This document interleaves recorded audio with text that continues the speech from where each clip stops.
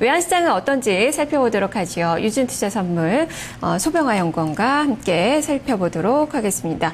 이주원 연구원과 살펴보도록 하겠습니다. 연구원님 안녕하세요. 네, 안녕하세요. 네, 자 오늘 환율 여객 쪽과는 좀 다른 움직임으로 좀 출발이 됐는데요. 워낙 강세 기조 현재도 나타나고 있는 건가요?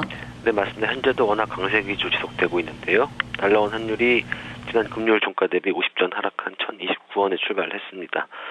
오늘 환율은 1020원 후반대에서 등락을 보일 것으로 전망을 하고 있습니다. 여기 환율은 강보 합세를 보였는데요. 달러원 1개월물이 1031원 35전에 최종 호가됐습니다. 최근 1개월물 서브포인트 플러스 1원 55전을 고려하면 지난 거래일 현물한 종가였던 1029원 50전보다는 30전 정도 오른 셈이었고요. 현재는 1027원 초중반대에서 거래가 이루어지고 있는데요.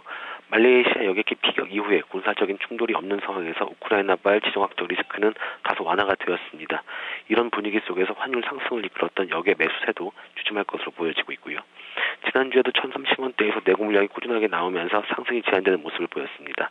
따라서 이번 주도 1030원대에서 특히 오늘 같은 경우는 1030원 초반대에서 내고 물량 출의 가능성이 대단히 높습니다. 그러나 기준금리 인하 기대감으로 하방 경직성이 강화되었기 때문에 1020원 중반대에서는 매도세가 주춤하면서 저점 매수세가 환율의 하단을 지지할 것으로 전망을 하고 있습니다. 이런 상황 속에서 오늘은 실수급 장사가 예상이 되고 있고요. 특히 또 하나 오늘 주목해야 할 것은 역시 외국인의 주식 매매 동향입니다. 외국인의 주식 순 매수세가 이어진다면 역시 환율은 하방 압력을 받을 수밖에 없기 때문이고요. 따라서 오늘 예상 환율 범위는 1027원에서 1032원입니다. 네. 그렇다면 한 주간의 움직임 봤을 때도 이 말레이시아 여객기 이런 부분 제외한다면 큰 이슈는 좀 없을 것 같은데요. 이런 움직임이 계속적으로 한 주간 좀 이어질까요? 어떤 시각이십니까? 네, 맞습니다. 지난주에도 일단 1030원 중반대까지 올라서면서 변동성이 다소 커진 모습을 보이긴 했는데요.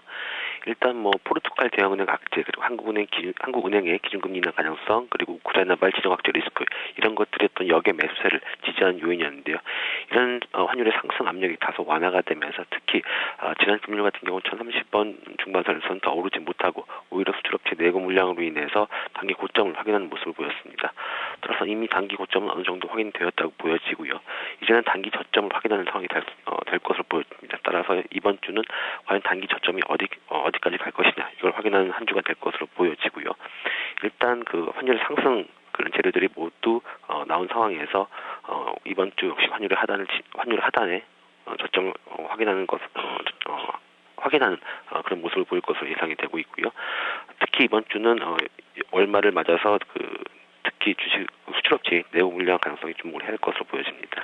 네, 알겠습니다. 말씀 잘 들었습니다. 감사합니다. 네, 이번 주도 워낙 강세 쪽으로 무게가 많이 좀 실리고 있어서 좀 저가를 어느 정도까지 낮출지를 좀 포인트로 좀 잡아보자라는 그 이야기네요. 유진투자선물 이주원 연구원과 함께 살펴봤습니다.